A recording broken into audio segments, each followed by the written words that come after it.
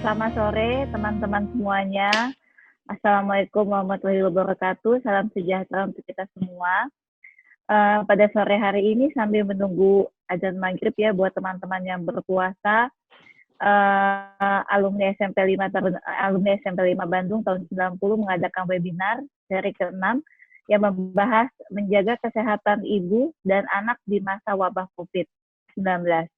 Bahasan sore ini dikhususkan untuk pada bayi baru lahir atau neonatus, terutama yang lahir dari ibu PDP, dan juga kesehatan anak pada umumnya di masa pandemik COVID-19. Baiklah, pada sore hari ini ada dua pembicara, yaitu dua dokter alumni dari SMP 5. Yang pertama adalah Dr. Arif, spesialis anak konsultan. Sedikit saya berikan CV-nya, yaitu lulus dari SMP 5, SD Merdeka 5, SMP 5, SMA 3, masuk ke FK Unpad tahun 94, lalu masuk spesialis PPDS anak di Unpad dan subspesialis neonatologi di Unpad. Pekerjaan sekarang staf medis bagian anak di Rumah Sakit KIA Kota Bandung dan staf medis NICU di Rumah Sakit Umum Hermina Pasteur. Pembicara kedua adalah Dr. Amelia Harsanti, spesialis anak. Pendidikannya lulus dari SD Halimun 7 Bandung, SMP 5 Bandung, dan SMA 3 Bandung. Pendidikannya FK Unpad tahun 93, mengambil spesialis 1 ilmu kesehatan anak di FK Unpad, dan program S2 ilmu kesehatan dasar FK Unpad. Pekerjaan spesialis anak di RSUD Kota Bandung, dan dosen tidak tetap pendidikan dokter Departemen Ilmu Kesehatan Anak FK Unpad. Mungkin sedikit rules dari webinar ini, di mana peserta akan di-mute, jadi tidak bisa mengeluarkan suara, dan peserta bisa bertanya melalui fasilitas chat yang ada di Zoom yang bisa diklik di layar di bawah.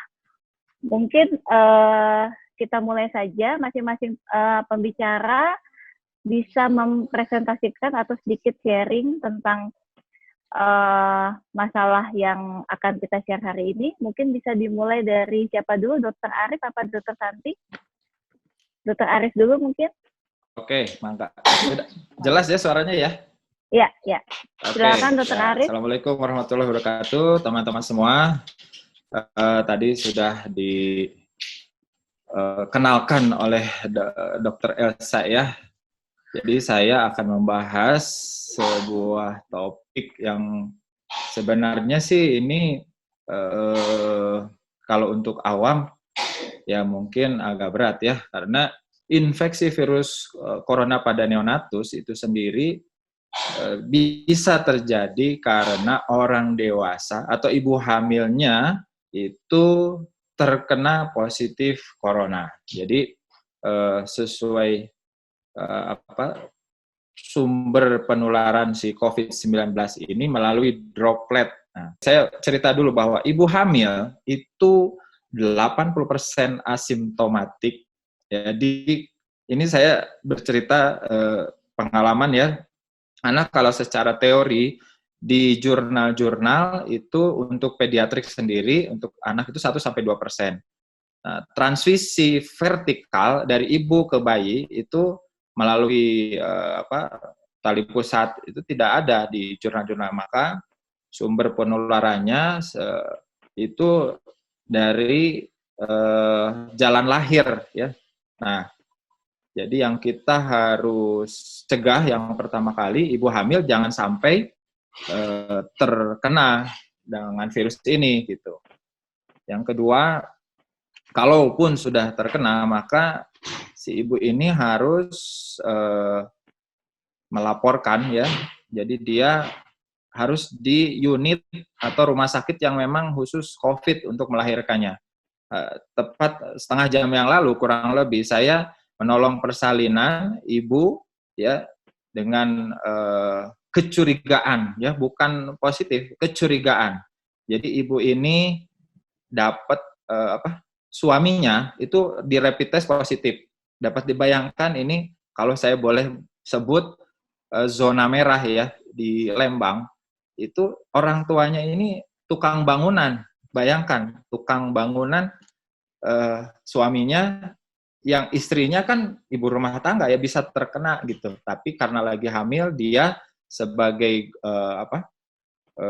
golongan beresiko maka dia bisa terkena. Namun dari penelitian disebutkan justru kalau ibu hamil itu protektif justru karena si virusnya tuh nggak suka sama ibu hamil, jadi nggak akan masuk ke si virusnya itu. Jadi yang harusnya dia bisa sebagai memprovokasi tissue injury ya, tissue injury itu jadi merusak jaringan. Nah, di ibu hamil ini banyak hormon-hormon yang bisa menolak bisa mencegah si COVID itu masuk gitu. Jadi alhamdulillah memang Allah sudah memberikan mekanisme pertahanan tubuh pada ibu hamil supaya bayinya tidak terkena. Nah, sedangkan untuk janin sendiri itu terjadi kehamilan prematur ya. Jadi kalau karena transmisi vertikal tadi tidak bisa, maka yang terjadi adalah kehamilan prematur gitu. Untuk persalinannya sendiri ya, jadi harus di rumah sakit yang khusus COVID atau yang ditunjuk sebagai rujukan. Karena ini harus memakai APD yang lengkap ya, dapat dibayangkan APD level 3 ya, Dr. Amel mungkin sudah pernah. Jadi saya harus memakai 3 lapis ya, 3 lapis baju dengan Google, dengan face shield, N95 dan itu sangat sesak nafas gitu. Kebayang operatornya gitu. Saya sebagai dokter anak yang menolong persalinannya saja cukup sesak nafas dan berkeringat gitu. Nah, jadi jangan sampai terkena lah gitu ya. Kalau untuk yang ibu-ibu hamil nih tolong betul-betul dijaga ya kesehatannya. Kemudian suaminya ini jangan jalan-jalan sehingga dia tidak jadi sumber penularan. Nah, kan ini kan yang kasus saya tadi itu adalah suaminya tukang bangunan, entah dapat dari mana, mungkin dia kerja di tempat orang yang COVID positif, jadi kena sama istrinya gitu.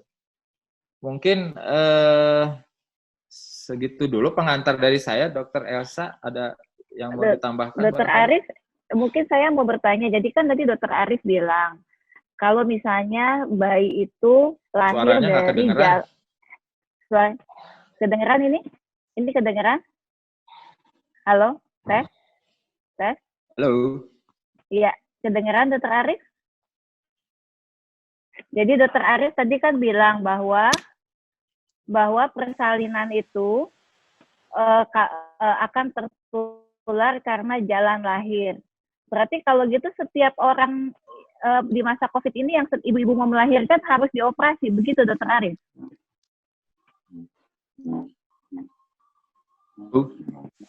Halo? Nggak kedengeran. Dokter Aris kedengeran nggak? Ulangi lagi, kedengeran nggak? Ulangi. Ya, udah. Kedengeran. Jadi saya mau tanya nih Dokter Aris. Halo. Kedengeran nggak? Iya, kedengeran. Ya. Jadi kan tadi Dokter Aris bilang kalau kemungkinan besar bayi-bayi itu tertular lewat jalan lahir ya. Jadi bayi-bayi sekarang itu harus dilahirkan secara operasi gitu maksudnya Dokter Aris? Lewat jalan lahir ya. Ya. Jadi anjurannya harus operasi. Jadi dengan seksio begitu supaya tidak tertular dari ibunya. Jadi di penelitiannya karena di virus ini juga ada ditinja ya. Virus ini ada berapa persen ditinja, jadi disarankan untuk ibu-ibu hamil dengan COVID positif itu harus melakukan seksio sesaria. Tapi misalnya ibunya memilih ingin pervaginam, itu kalau tidak salah sekarang POGI ya, saya pernah lihat itu ada gambarnya, namanya chamber untuk bersalin gitu. Jadi bisa saja sih, tapi yang pasti kan yang kita takutkan ada penularan aerosolnya itu ya, yang kita khawatir. Oke. Baik. Jadi Dokter Aris nih ya, pasti banyak yang bertanya nih, tiba-tiba kalau misalnya ada seorang ibu mau melahirkan, terus dia cemas nih anaknya nih, gimana nanti pada saat bayi saya baru lahir, apakah boleh rawat gabung, apakah misalnya boleh disusui oleh ibunya. Nah, itu bagaimana untuk bisa menjelaskan kepada ibu-ibu yang siap bersalin terutama di masa COVID ini. Ini kita pisahkan dulu ya, ibu yang dengan COVID positif, yang COVID positif udah pasti bayi lahir langsung dipisah dengan ibunya ya. Jadi kita protokolnya adalah protokol isolasi ya. Jadi pastinya ASI harus diperah ya. Itu pun juga dengan prosedur khusus untuk memerah ASI-nya. Kemudian disarankan dengan susu formula. Nah, kalau ibu-ibu yang biasa sih nggak ada masalah, protokolnya biasa aja, sesuai dengan kasusnya gitu ya. Nah, jadi nggak ada. Jadi boleh rawat gabung. Oh, boleh. Jadi boleh rawat gabung, boleh disusui secara langsung. Boleh. Jadi nggak usah pakai susu formula gitu, boleh ya? Boleh, oke.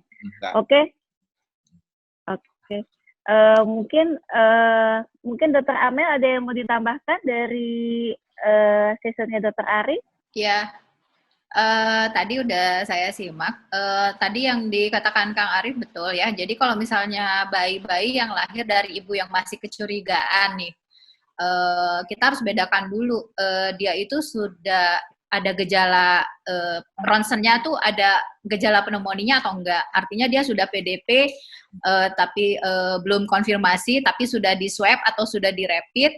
Nah, kalau untuk yang itu kita lebih berhati-hati. Kalau yang tadi Kang Arif katakan itu untuk yang masih ODP ya, mungkin yang masih kontak tadi yang suaminya positif rapidnya, tapi kan suaminya belum pasti swabnya positif ya kan, Cak? Betul. Jadi masih ODP. Kalau ODP boleh disusuin, masih bisa dirawat gabung. Tapi kalau untuk satu lagi yang masih kecurigaan nya sudah ada pneumonia, ibunya udah ada panas, udah ada sesak, tapi belum ada hasil, itu sebaiknya sih diisolasi, dipisahkan dari ibunya sampai hasil swab ibunya keluar gitu. Itu aja sih perbedaannya. Oh, jadi nih kalau misalnya ketemu ibu dengan COVID-19 positif gitu, apakah bayinya harus dilakukan pemeriksaan laboratorium nggak, misalnya di swab atau perlu ya? Jadi harus kan hari ke-1 dan hari kedua. Jadi kan kebayang nih bayi-bayi kecil nih ya, bayi-bayi kecil baru lahir tiba-tiba harus di swab. Jadi mungkin ibu-ibu yang sekarang lagi yang siap-siap mau melahirkan, jadi harus siap-siap nih kalau misalnya ada yang ternyata ibunya COVID-19 positif, berarti memang si anak itu bayinya memang harus siap-siap di swab ya, Dok ya? Di swab itu untuk yang kontak erat resiko tinggi ya, kalau yang saya baca. Jadi artinya COVID ibunya udah yakin positif, itu baru di swab. Kalau yang ODP dan yang tidak ODP itu bayinya, kalau saya nggak salah nih ya, kemarin baca, itu belum perlu di swab. Jadi yang di swab hanya yang ibunya sudah kontak positif, sudah swab positif maksud saya, COVID positif. Nah, itu aja sih. Sebelum nanti kita kembali lagi ke Dr. Aris, kita sedikit tentang sharing. Dr. Amel mungkin mau sharing tentang bagaimana sih sekarang orang tua harus menjaga anaknya supaya anaknya itu bisa tetap terjaga sehat di masa pandemi COVID ini. Mungkin bisa sharing sedikit?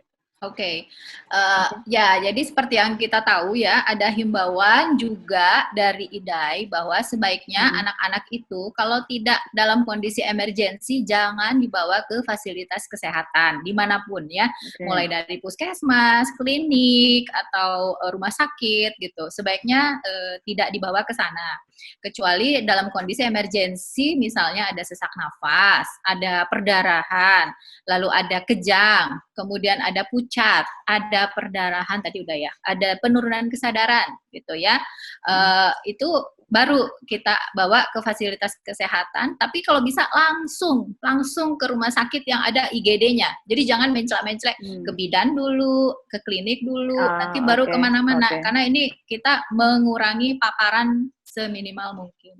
Nah, untuk di rumah, gimana nih anak-anak kita jaga di rumah? Ya, seperti anjuran yang sudah sering kita dengar di TV ya.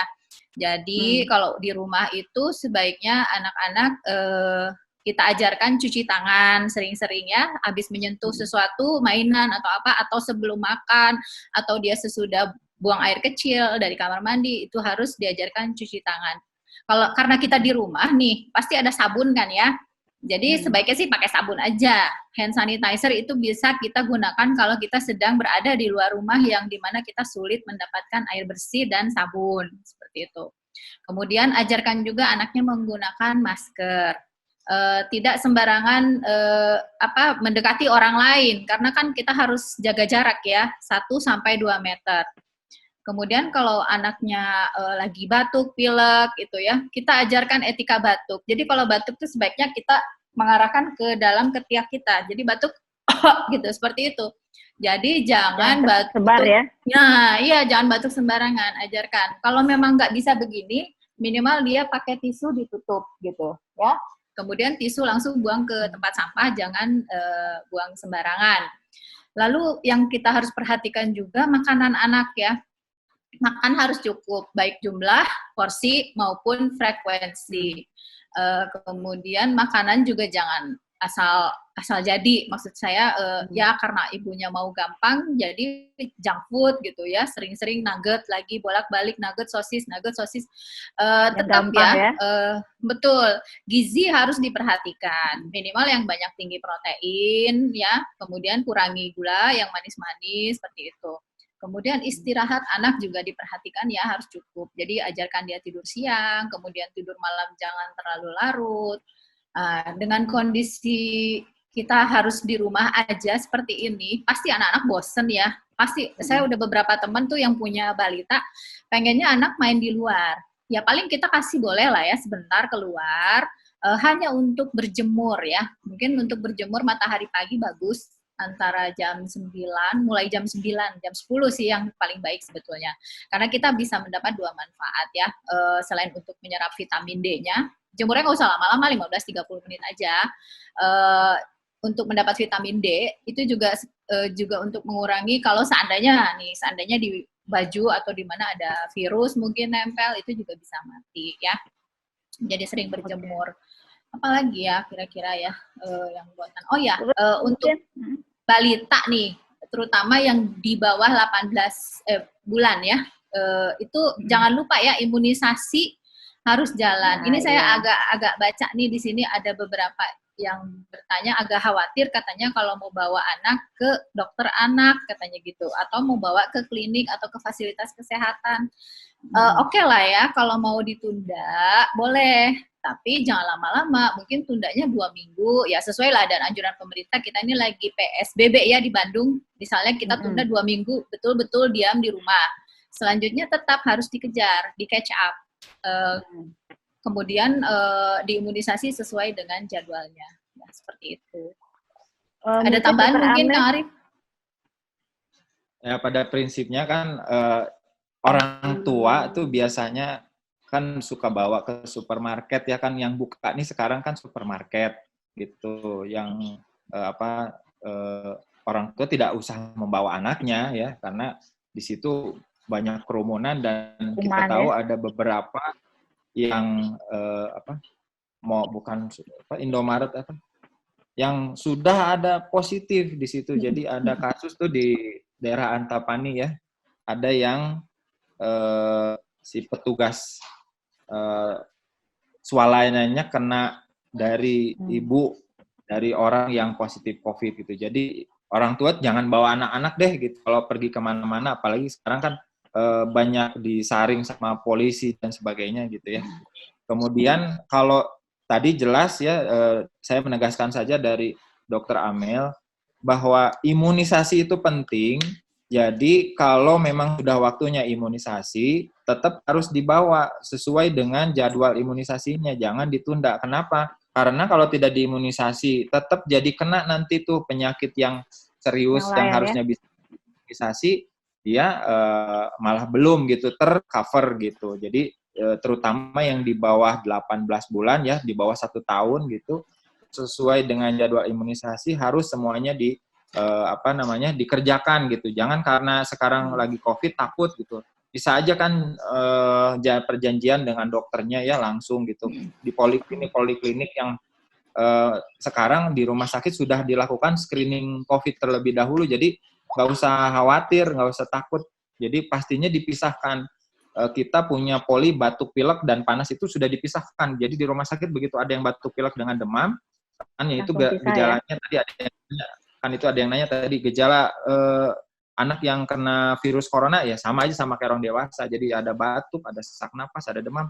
Nah kalau ada yang batuk sesak nafas dan demam itu pasti udah nggak bisa masuk ke poliklinik, itu pasti di IGD dan terpisah ruangannya di khusus dia penanganan COVID gitu kayak gitu. Oke. Mungkin ini ada sedikit pertanyaan untuk yang imunisasi. Bisa nggak misalnya imunisasi itu misalnya digabung antara imunisasi A dan B supaya nggak bolak-balik datangnya ke rumah sakit? Nah itu mungkin nggak? Boleh banget, boleh. Jadi misalnya nih kita contoh umur 4 bulan deh atau 4 bulan ya. Kita sekarang kan imunisasi dasar itu yang pertama waktu 0 sampai 7 hari hepatitis B. Terus 1 bulan BCG. Nah, itu BCG itu sebetulnya digabung dengan polio ya, polio oral. Boleh. Kemudian nanti pas usia dia 2 bulan itu tuh sebetulnya gabungan banyak. DPT itu udah dari difteri, pertusis, tetanus, terus udah gitu digabung juga dengan HIV, itu digabung juga dengan hepatitis B, nanti ada lagi polio. Jadi, tapi sebetulnya bentuk vaksinnya itu cuman dua macam. Jadi ada yang namanya DPT combo, itu isinya ada 5 pentavalen sama 1 polio oral. Itu kan berarti udah 5 tambah 1 6 udah. Ya, jadi umur 2 bulan, 3 bulan, 4 bulan itu bisa ya. Oke. Jadi kalau misalnya datang ke rumah sakit aman, asalkan dicari tempat rumah sakit yang memang aman ya itunya ya, maksudnya dari cara desinfektannya segala macamnya, mudah-mudahan aman gitu kan gitu. Yeah. Mungkin sedikit kita nanti kembali ke Dr. Aris masalah yang tadi yang partus tadi yang melahirkan. Tadi kan Dr. Aris bilang saya juga baca beberapa literatur bahwa bisa saja si COVID-19 ini tertular dari feses, ya kan? Terutama tadi pada saat ibu melahirkan lewat jalan lahir yang normal bisa melakukan feses. Nah, andai kata si anak ini terinfeksi COVID-19 dan terbukti positif, anak ini kan pasti kan memerlukan tata laksana yang berbeda kan. Jadi kalau misalnya si anak ini pup atau misalnya segala macam, itu gimana caranya supaya dia tidak menularkan ke anggota keluarga yang lainnya di rumah gitu. Mungkin bisa dibantu Dr. Aris? Jadi kita pisahkan dulu pertama ya, kalau bayi lahir dari ibu COVID positif, itu tentunya segera setelah lahir, bayinya langsung dimandikan. Jadi dia untuk mengurangi kuman-kuman yang ada di badannya. Kalau bayinya stabil ya. Tapi kalau bayinya kurang bagus, ya sesak nafas, kemudian perlu alat bantu nafas sesuai dengan prosedur seperti biasa. Nah, kalau bayinya sehat, itu kan berarti sama ya prosedurnya. Jadi hari 1, hari kedua dites. Ini isolasi 14 hari ya, dipisahkan dari ibunya sampai ibunya yang kalau memang ibunya PDP sampai ibunya terbukti negatif gitu ya.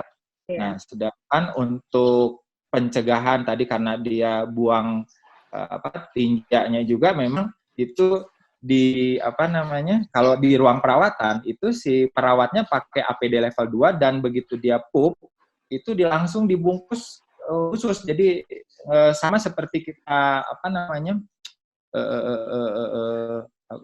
pokoknya diperlakukan seperti ini kuman bahaya banget. Jadi dia ada prosedural, jadi begitu pup langsung masukkan ke plastik kuning ya. Kan kalau kuning kan artinya infeksius ya, masuk ke tempat yang limbah untuk yang infeksius seperti itu. Jadi kalau yang di rumah ya kalau di rumah kan belum bisa mungkin ya karena isolasi diri di rumah. Kalau ibunya kekeh pulang nggak bisa. Biasanya bayinya sampai terbukti dibawa mau dibawa ke rumah. Iya, betul. Jadi nggak mungkin rawat di rumah. Kalau boleh nambahin nggak? Boleh, silakan. Ya, jadi kalau di rumah kita harus ingat bahwa virus corona ini COVID-19 ini dia bisa hilang dengan deterjen. Makanya kita juga kan cuci tangan cukup pakai sabun biasa 40 detik.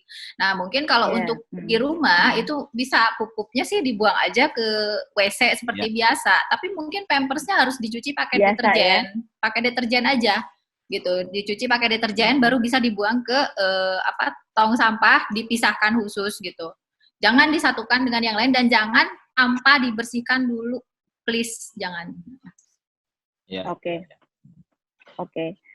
Mungkin kita masuk ke pertanyaan di grup chat dulu ya sambil nanti kita membahas yang lain. Ini ada pertanyaan dari Isni. Dok, untuk anak-anak, tanda-tanda apa saja yang menunjukkan gejala terkena virus corona? Dan tahapannya bagaimana? Mungkin gejala yang mungkin timbul kira-kira apa ya dok? Ya misalnya demam atau apa? Mungkin silakan bisa dibantu. Oke. Aku aja ya. Ya. Iya. Jadi kalau untuk anak biasanya ini gejalanya dominan 80 sampai kalau katanya kalau virus corona sama sih seperti dewasa ya. Paling banyak itu adalah demam. Sekitar 80 sampai 90%-nya demam. Kemudian di bawahnya lagi ada batuk ya. Setelah batuk bisa juga flu-like syndrome, jadi pilek, selesma seperti itu. Ditambah dengan biasanya daya penciumannya itu berkurang, menurun ya.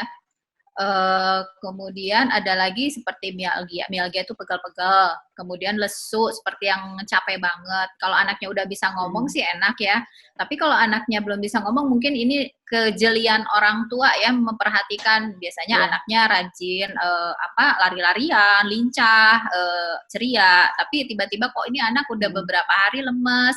Nah, itu hati-hati. Kemudian sesak, kalau yang udah sampai kena pneumonia biasanya disertai dengan sesak. Kalau untuk sesak nih ya ada ininya ya, ada patokannya. Kalau untuk anak di bawah 2 bulan itu napas normalnya harus di bawah 60 kali per menit. Kemudian di bawah 1 tahun itu harus di bawah 50 kali per menit. Jadi dalam 1 menit dihitung aja, kalau sampai 1 tahun itu di bawah 50. Tapi kalau misalnya di bawah 5 tahun itu di bawah 40. Nah, di atas 5 tahun harus di bawah 30. Oke. Kurang lebih seperti itu. Cuman ada juga katanya sekarang literatur yang terakhir bilang bahwa gejalanya ditambah lagi adalah kejang-kejang juga, penurunan kesadaran juga, ada yang diare juga, ada yang hanya nyeri perut. Jadi sekarang COVID ini memang nggak khas. Jadi kita banyak waspada ya aja. Kang Arief mungkin nambahin. Tapi Kang Arief.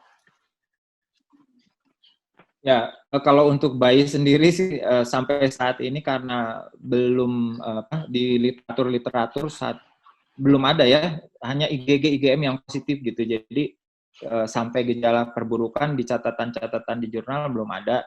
Tapi yang di rumah sakit persahabatan semuanya pun itu tanpa gejala. Jadi kayaknya walaupun ibunya positif tanpa gejala, namun kalau yang perburukan ya sama. Kalau untuk bayi perburukan ya sama dengan sesak nafas, kemudian ada demam gitu. Jadi sebenarnya gejala-gejala pneumonia aja sama gitu, nggak ada yang khusus gitu. Jadi demam, batuk, pilek kayak seperti orang batuk pilek seperti biasa ya. Jadi mungkin kita aware-nya di saat zaman seperti ini kalau anak-anak batuk pilek ya mungkin kita harus aware salah satunya kemungkinan ke arah COVID-19 gitu. Ini ada satu pertanyaan lagi, Kang, kalau ada anak sakit dirawat di ruang isolasi, apakah dirawat di ruang isolasi juga dan keluarga boleh menemani tidak? Karena mungkin takut dan panik anaknya.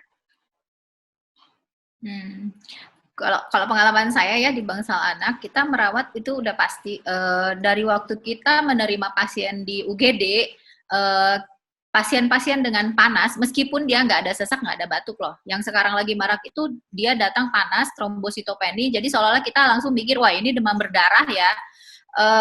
Tapi kita sekarang protokolnya adalah anak panas harus di toraks foto, di ronsen maksudnya, di ronsen dada dulu. Kemudian, nah di situ kita pasti kalau memang ternyata gambaran ronsennya rame, kita akan pindahkan dia ke sayap ruang isolasi. Nah, di sayap ruang isolasi itu, dan bukan di sayap ruang isolasi aja sebetulnya, di seluruh ruang bangsal anak sekarang yang menunggu dibatasi hanya 1 orang. Dan kalau bisa tidak berganti-ganti gitu loh. Jadi kalau udah 1 itu aja. Jadi jangan sampai nanti sekarang bapaknya, besok tantenya, besok neneknya, apalagi neneknya gitu. Zaman corona begini, orang tua sebaiknya lebih hati-hati dan diam di rumah aja kalau bisa sih. Ya seperti itu. Kalau di rumah sakit saya. Coba kalau di pengalaman Kang Arif bagaimana? Ya kalau di saya kita punya sayap pneumonia ya. Jadi kan sekarang ini yang justru sering adalah DBD ya. Jadi jangan sampai nanti kita juga tertipu ya, gejalanya kalau COVID kan demam plus batuk dan sesak nafas ya, umumnya seperti itu. Dan sekarang kan musim hujan, musim DBD banyak banget ini yang DSS ya, yang batuk pilek demam ya, berdarah berat gitu ya. berdarah ya. Ya, jadi kita udah pasti di IGD, dari IGD sendiri udah langsung untuk pneumonia itu terpisah ininya jalurnya gitu. Kalau di RSKIA kita ada sayap pneumonia di IGD-nya, kemudian naik ke ruang anak pun ada sayap pneumonia. Jadi udah khusus gitu. Dan APD-nya level 2 perawatnya. APD-nya level 2. Nah, kalau orang tua pastinya dibatasi jelas ya, hanya 1 orang. Kemudian yang sulitnya buat kita karena memang ini rumah sakit orang tua itu anak itu kan harus ditunggu sama orang tua, dan yang tadi dokter Amel bilang, Teh Amel bilang harus 1 orang, itu kayaknya agak sulit deh ya. Sering sekali kadang neneknya, kadang pamannya, kadang ibunya, kadang orang jadi seringnya sih berganti-gantian, walaupun disarankan seperti itu, tapi tidak mampu laksana di kita gitu seperti itu. Jadi tetap maksa masuk, kadang-kadang berdua gitu. Jadi memang itu tugas dari security ya, yang harus memilah-milah seperti itu. Tapi kalau khawatir banget gitu ya, ini saya lihat di sini kapan kalau memang anaknya perlu dirawat, ya lebih bagus dirawat aja gitu, jangan justru menunggu sampai berat gitu. Itu yang berbahaya, karena gejala DBD yang saat ini kadang-kadang anak masih jalan-jalan di IGD ya, tahu-tahu nadinya udah lemah, udah badannya udah dingin banget gitu, udah shock gitu sebenarnya gitu. Jadi memang kita sebagai orang tua harus ekstra hati-hati ya. Ekstra hati-hati, maksudnya harus melihat kondisi anak, gejala anak, apakah memang dia batuk atau apa. Jadi memang kita harus lebih sekarang ya, lebih aware terhadap kesehatan anak sendiri. Mungkin ada 1 pertanyaan lagi dari Kang Reza. Apakah betul ada data bahwa anak-anak lebih tahan terhadap COVID-19? Dan apakah betul anak-anak ini perlu dijauhkan dari kakek dan neneknya misalnya? Ya, sebetulnya memang siapa aja boleh. Ayo, Amel dulu mungkin. Oke. Ya, sebetulnya memang betul. Jadi di anak-anak ini biasanya gejalanya bisa dari ringan sampai berat, bahkan tanpa gejala juga bisa, ya. Justru itu yang berbahaya. Di saya sendiri yang udah di rumah sakit saya yang udah berhasil di swab itu, kita sampai sejauh ini paling baru 11 anak dari yang seluruh BP yang ada. Tetapi paling yang positif itu baru 1 orang, jadi hanya 11-12% lah di antara semua yang ini gitu. Tapi itu anaknya juga gejalanya PDP-nya PDP ringan ya, hanya panas tanpa ada sesak, tapi ronsennya rame gitu loh. Jadi akhirnya kalau PDP ringan sesuai dengan protokol Kemenkes itu kan bisa isolasi mandiri ya di rumah. Nah itu yang berbahaya. Sehingga kita betul-betul kalau pasien yang sudah pulang dari ruang isolasi itu kita sudah perlakukan meskipun hasil swab-nya belum keluar, itu seperti protokol COVID. Kalau di rumah sakit saya, kita sih yang di wing pneumonia itu nggak mau pakai level 2, kita langsung pakai level 3 N95 supaya ya seperti sekarang aja, contohnya ada 1 nih positif, ya kita sih nggak terlalu gimana, karena ya insya Allah sih udah ikhtiar ya, udah berusaha pakai N95, mudah-mudahan nggak ada yang tertular, meskipun kita semua sekarang jadi ODP nih. Tapi ya itu resiko pekerjaan ya, cuman begitulah, dia gejalanya nggak berat, nggak sampai sesek, yang nggak sampai harus masuk ke ICU gitu, nggak, ringan aja. Jadi seperti itu fakta yang saya temui sendiri. Tapi memang dari literatur banyak yang seperti itu, katanya anak-anak itu justru malah lebih kuat, jadi tidak berat gitu sakitnya. Mungkin karena faktor imunitasnya yang memang belum terlalu sempurna. Kita juga penelitian-penelitian ke sana saya juga belum baca ya jurnalnya. Tapi diduga seperti itulah. Contohnya misalnya seperti cacar air. Cacar air itu kan kalau kita kenanya waktu kecil, waktu bayi, muncul lesinya nggak terlalu banyak ya. Lain kalau misalnya kita kenanya pada waktu dewasa itu lebih heboh. Saya sih menganalogikannya seperti itu, tapi untuk jurnalnya sendiri saya belum baca. Ya. Jadi mungkin memang si anak-anak kecil ini mungkin memang harus dijauhkan dari kakek dan neneknya. Terutama misalnya kakek neneknya punya penyakit hipertensi, diabetes, yang mungkin saja memperberat dari penyakit COVID itu sendiri. Jadi kalau kita lihat kan sekarang banyak sekali orang-orang yang meninggal itu sebetulnya bukan karena dari COVID-nya sendiri dan diperberat oleh penyakit-penyakit penyerta lainnya. Jadi banyaknya memang orang tua yang meninggal kan sampai saat ini kan. Betul. Gitu. Mungkin ada sedikit pertanyaan nih dari saya gitu.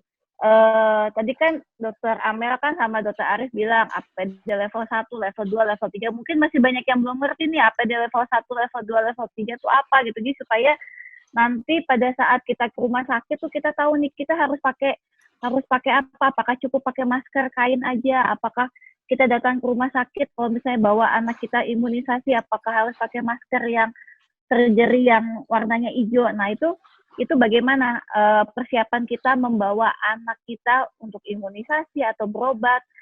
Apakah anak kecil juga kita kasih masker? Mengingatkan masker ukuran anak kecil kan sekarang kayaknya masih agak susah ya gitu. Jadi kira-kira persiapan apa nih yang membuat kita harus bersiap-siap supaya kita bisa membawa anak ke dokter atau ke rumah sakit dengan tenang?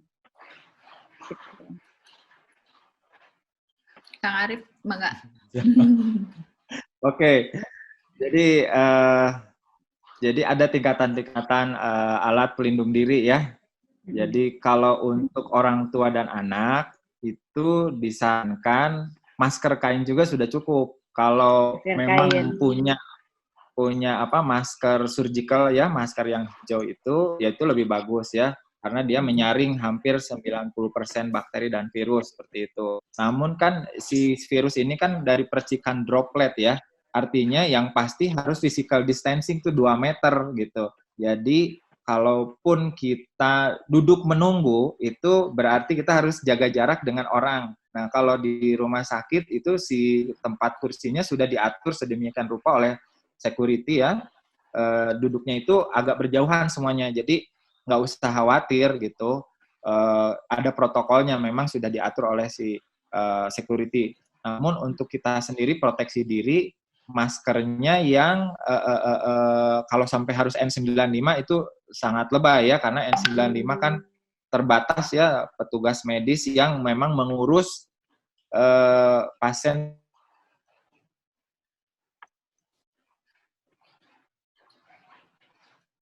Dokter Arif sinyalnya jelek ya. Untuk orang tua dan anak biasa saja ya, masker biasa saja, masker hijau kalau ada masker ya masker surgical gitu. Okay. Tadi saya mau menambahkan sedikit Dokter Elsa. Jadi anak memang ada kecenderungan S reseptornya itu rendah. Kan tadi Dokter Reza ya, pada kasus anak katanya rendah ya. Dia punya daya tahan untuk COVID-19, bukan daya tahan, tapi karena reseptor S2 reseptornya itu rendah dibanding orang tua. Kalau orang tua S reseptornya cukup banyak di seluruh jaringan, terutama di paru-paru. Gitu. Jadi kecenderungannya anak itu jadi carrier gitu. Jadi untuk pembawa ya. Ya. Jadi kecenderungan untuk terjadi badai sitokin ya. Itu kan karena imun sistemnya sedang berkembang gitu. Jadi dia tidak langsung menangkap si si virusnya gitu. Jadi kedeteksinya tuh rendah gitu karena juga S2 reseptornya rendah. Jadi ada patomekanismenya seperti itu. Oke, jadi ini ilmu imunologi kayaknya agak-agak susah nih kayaknya kalau Iya, didengerin ya. benar. Gitu. Mungkin ini ada pertanyaan dari teman-teman kita nih, Dokter Siswa nih. Untuk saat ini bila anak demam, apakah betul tidak boleh direkomendasikan menggunakan ibuprofen? Mungkin ibuprofen itu kalau yang di luaran apa namanya Proris ya? Proris ya. Apakah ini berlaku untuk semua demam atau hanya untuk pasien-pasien yang dicurigai terpapar COVID-19? Mangga mungkin bisa dijawab pertanyaannya. Ya sebetulnya sih kalau untuk ibuprofen itu dia lebih ke antiinflamasinya ya, efeknya yang lebih banyak gitu ya. Dia itu bekerja untuk sebetulnya untuk menahan nyerinya pada antiprostaglandin 2 ya kalau di jalur inflamasi gitu. Itu cara kerjanya di situ. Jadi untuk ke penurun panas sendiri dia nggak terlalu, jadi dia tidak bekerjanya di pusat pengatur panas ya. Kan kalau panas mekanismenya beda ya dengan keluarnya apa namanya jadi efeknya ada di termoregulator di hipotalamus ya. Nah kalau paracetamol itu lebih bekerjanya di situ gitu. Sedangkan kalau untuk ibuprofen kerjanya beda. Nah jadi dampak untuk antiinflamasinya yang lebih besar, sedangkan kalau untuk antipiretiknya itu lebih unggul, lebih superior paracetamol sebetulnya. Jadi lebih aman yang mereknya Tempra, Sanmol itu ya, mungkin itu ya, yang mungkin cukup. Yang teman-teman yang bukan di medis yang mengenalnya kan kayak obat warung kan mungkin itu ya, yang isinya paracetamol, ya itu, oke. Ada pertanyaan lagi, dalam kondisi sekarang jika ketemu pasien anak atau orang tua, apakah harus pakai APD lengkap atau cukup dengan masker aja? Meskipun belum ketahuan COVID, jadi mungkin untuk kasus-kasus PDP dan ODP, kalau dijenguk kita harus pakai APD yang mana? Aduh. Kayaknya kalau udah PDP, kita nggak sarankan dijemuk. Kalau di rumah sakit saya ini jam besuk udah nggak ada, udah dihapus. Jadi udah nggak bisa dibesuk. Jadi paling kalau ketemu pasien anak-anak atau orang tuanya, kalau kita di umum ya di rumah, ya pakai masker bedah aja sih cukup ya. Karena kan kita situasinya di luar rumah sakit.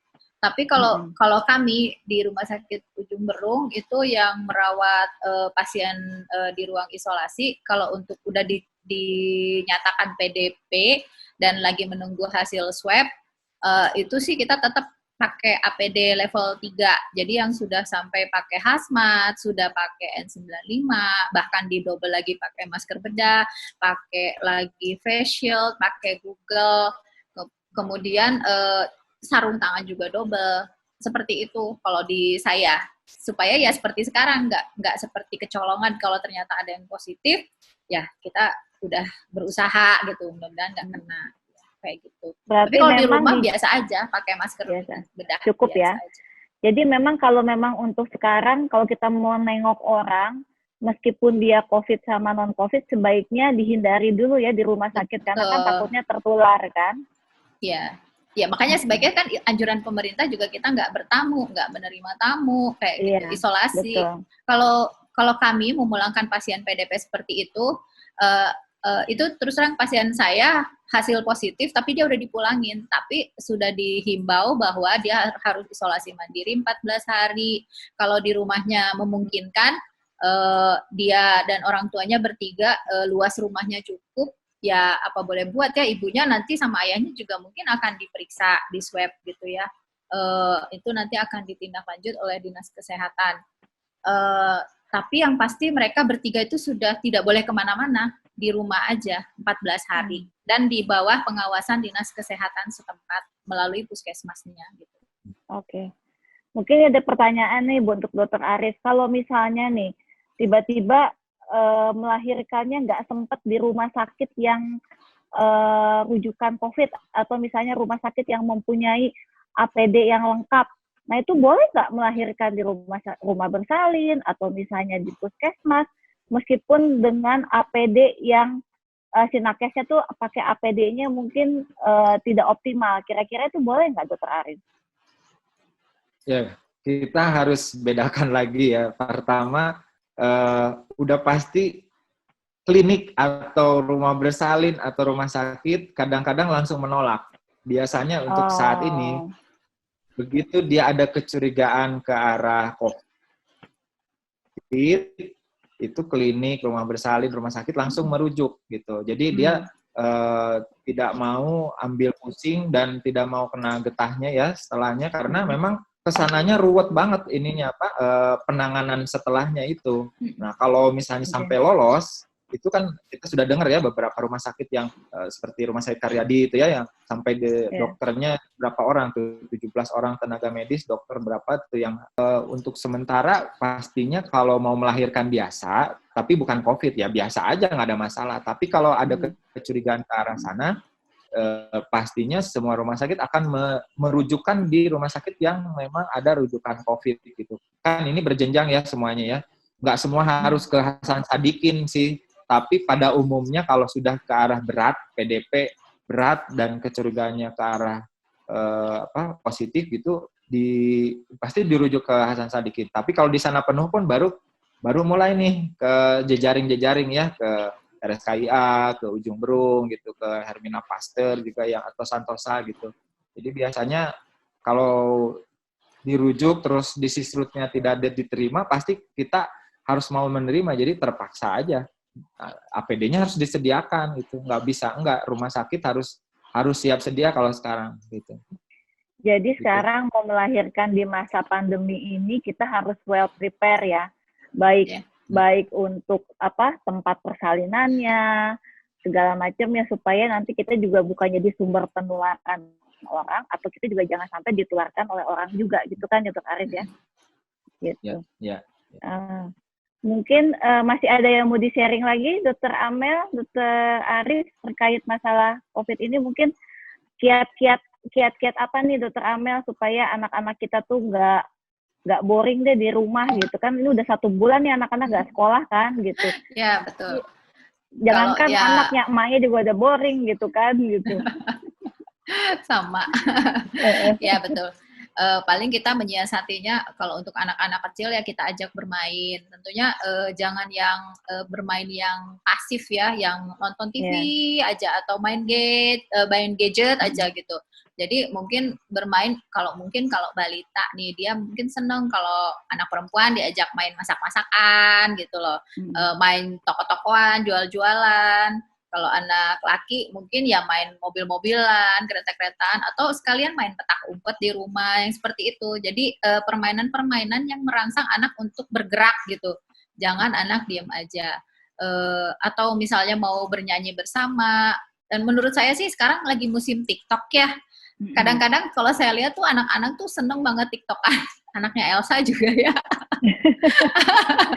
Kayaknya itu mereka terhibur juga tuh dengan itu. Kadang-kadang suka ngajak papa mamanya bareng-bareng gitu. Nah, itu boleh juga, itu lumayan loh, bergerak loh. Mereka tuh ajut-ajutan gitu teh. Itu juga olahraga ya, aktivitas ya. Betul. Atau enggak diajak main di dalam rumah, kalau rumah cukup luas ya mungkin bisa sepeda-sepedahan di dalam rumah aja. Yang pasti anak dalam 1 hari harus bergerak totally 1 jam. Ya, jadi itu juga untuk menjaga kesehatan anak, salah satunya seperti itu. Di samping itu ya kebiasaan hidup bersih lainnya lah, PHBS seperti itu. Kalau misalnya bawa anak-anak naik sepeda keluar rumah, harus pakai masker nggak, Dokter Amel? Iya, betul. Pokoknya begitu sampai keluar rumah pakai masker, dan kalau misalnya lama ya, jauh jangkauannya keluar rumah. Contoh deh kayak kata Dokter Arif tadi, tolong tetap dibawa imunisasi. Nah, kalau setelah dibawa imunisasi, begitu sampai ke rumah, kalau bisa jadwalnya ya diperhatikan, jangan terlalu malam juga. Karena begitu sampai rumah baju harus diganti gitu. Kalau kita yang orang dewasa aja harus mandi gitu. Saya aja keluar ke supermarket itu begitu sampai rumah, di luar rumah udah semprot-semprot desinfektan, bersih-bersih, kemudian sampai rumah ganti baju semua, mandi lagi. Ini sehari baju udah 3 kali ganti ini.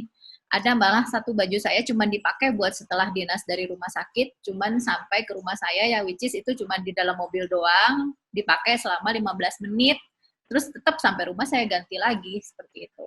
Jadi anak-anak juga diajarkan jangan lupa begitu sampai rumah, kalau dari luar rumah selain pakai masker kemana-mana ya mandi, ganti baju bersih gitu. Mungkin Dr. Arif ada tambahan?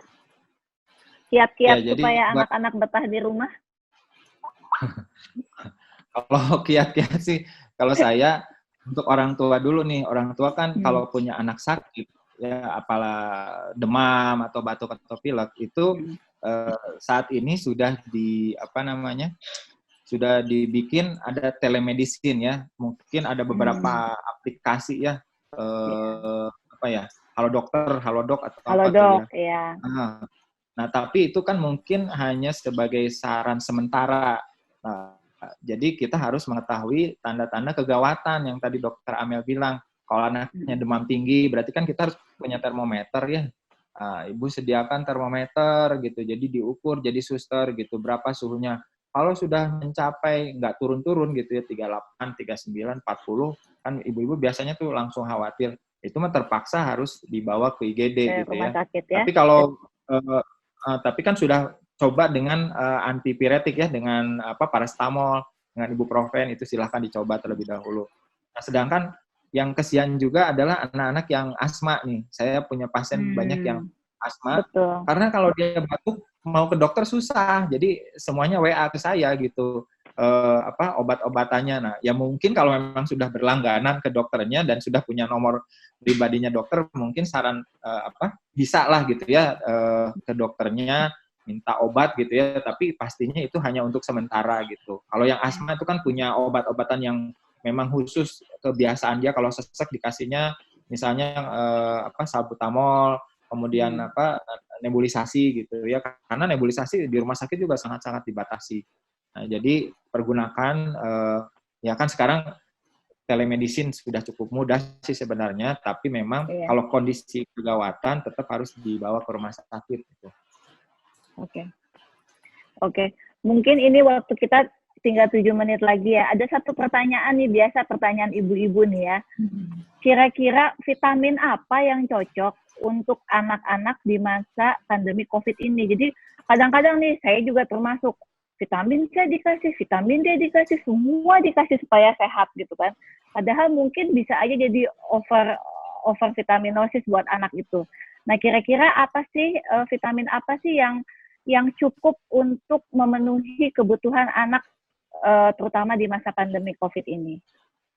Kalau di rumah ya sebetulnya vitamin yang sifatnya antioksidan, contoh yang mengandung vitamin C, kemudian yang mengandung zinc biasanya, vitamin E juga boleh, terus vitamin D juga boleh. Kalau memang itu udah tercukupi dari makanan-makanan yang dikonsumsi sehari-hari, ibunya udah yakin, kayaknya cukup, nggak harus terlalu berlebihan juga. Ditambah juga jangan lupa minum susu harus minum rutin.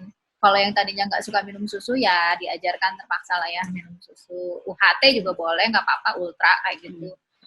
Terus udah gitu, kalau dari literatur yang saya baca, kalau untuk anak yang isolasi mandiri di rumah itu dosis vitamin cuma 3 kali 100 mg cukup. Gitu. Nggak harus sampai 500 mg buat anak. Vitamin C, sorry ya. Vitamin C. 3 kali 100 mg. Cukup. Kalau untuk yang isolasi mandiri kayak ODP gitu, yang misalnya ayahnya rapid positif tapi belum pasti swab-nya, itu kan dia jadi ODP. Nah, itu dikasih itu aja vitamin C 3 kali 100 dan diisolasi, tentunya tidak boleh dekat-dekat dari orang tua, jaga jarak, pakai masker kayak gitu, cuci tangan. Kalau dikasih imbus boleh nggak? Kan sekarang imbus nih lagi booming nih. Dikasih imbus boleh nggak, Dok? Nah, kalau imbus itu literatur yang saya baca, kalau dari produsennya sendiri katanya ada yang bilang ekinasi masih boleh. Tapi ada lagi satu literatur yang bilang bahwa ternyata ekinasi itu ya adalah mempengaruhi sitokain seperti itu. Itu terus terang saya belum ketemu fixnya ujungnya di mana. Barangkali Kang Arif udah baca, jadi saya nggak berani rekomendasiin. Mau iya, mau enggak, saya nggak berani. Belum ketemu literatur yang ujungnya tuh boleh apa enggak sih gitu. Oke. Mungkin Dr. Arif bisa ditambahin. Ya. Bagus nggak imbus ini? Ya, sebelum sampai imbus, orang tua saat ini kesulitan memberi makan anak, benar nggak? Karena KFC tutup, bisa ya, bisa GoFood ya, bisa. Kemudian, jadi orang tua harus menyiapkan sendiri makanannya di rumah. Nah, justru ini tantangan ya buat ibu-ibu semua, membuat makanan yang benar-benar bergizi seimbang. Nah, itu kan susah tuh ya, menu 4 bintang gitu. Nah, jadi sebelum sampai vitamin, sebetulnya nutrisi, karbohidrat, protein, lemaknya itu harus dipenuhi terlebih dahulu ya, baru terakhir vitamin. Jadi sebenarnya vitamin mah sebenarnya terakhir ya untuk meningkatkan kondisi imun ya. Tadi vitamin C udah jelas ya. Kalau dari buah-buahan pasti kan harus jeruk, kemudian buah-buahan yang mengandung air ya, mangga gitu. Nah, kalau untuk tadi imbus, Echinacea yang pasti harus diminum pada saat sakit, bukan pada saat sehat. Karena dia imun booster. Jadi nanti capek imunnya kalau terus-terusan dikasih imun booster, sehingga pada saat dia sudah sedang butuh kekebalan tubuh, dia sudah capek gitu. Jadi sebenarnya si Echinacea hanya diminum pada saat sakit. Kalau saran saya seperti itu. Jadi kalau vitamin saja sih sebetulnya yang tadi makanan bergizi, kemudian vitamin C, vitamin D kan sekarang ada tuh. Ini ada yang nanya katanya berjemur. Ya kalau mataharinya cukup banyak, berjemur di waktu-waktu yang cukup jam 8 sampai jam 9, 15 menit cukup. Yang paparan sinar matahari yang cukup gitu. Jadi untuk vitamin D itu aja mungkin ya. Susu lah udah jelas lah itu mah. Ya. Jadi lebih banyak di intake makanannya yang harus kita jaga ya. Kalau intake-nya ya, kalau intake-nya cukup, otomatis vitaminnya masuk juga cukup kan, Dok ya? Ya. Gitu. Mungkin ini waktu kita udah tinggal dikit lagi, mungkin masing-masing narasumber bisa memberikan take home message kepada audiens supaya lebih mantap lagi dalam webinar ini. Mungkin bisa dimulai dari Dr. Arif. Ya, kalau dari saya, karena saya memang pegangannya khusus ke arah bayi ya. Jadi untuk ibu-ibu yang masih mempunyai bayi-bayi kecil, jangan lupa imunisasinya tetap dilakukan dan jangan takut ke rumah sakit. Tentunya dengan melakukan protokol pakai masker ya. Jadi bayinya juga pakai masker, kemudian jaga jarak itu udah pasti. Jadi jangan lupa imunisasi, itu jangan takut. Kemudian ASI tetap diberikan ya. Kalau untuk yang sampai 6 bulan kan berarti ASI plus MPASI. Nah, kemudian untuk yang sakit tentunya tadi saran saya telemedicine ya, maksudnya bisa bertanya melalui aplikasi terlebih dahulu untuk sementara baru, dan juga harus mengenal adanya kegawatan-kegawatan tadi ya, ada demam tinggi, kejang, dehidrasi ya, kurang cairan, kemudian diare terus-menerus itu kan harus cepat IGD. Mungkin dari saya itu saja, Dr. Elsa. Mungkin dari Teh Amel, ada take home message-nya apa nih kira-kira nih kiat-kiatnya nih?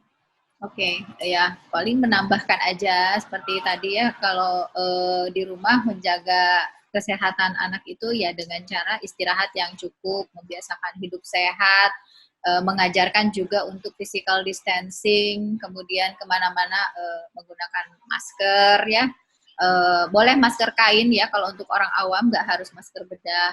Kemudian juga mengajarkan 6 langkah cuci tangan WHO. Lalu memotivasi anak untuk makan makanan yang bergizi, mau makan makanan yang disediakan oleh ibunya di rumah gitu. Kemudian tidur cukuplah, seperti itu. Paling itu aja. Oke, karena waktunya sudah jam 5, mungkin yang buat ibu-ibu yang sedang berpuasa juga mau mempersiapkan tajil, kolak gitu ya.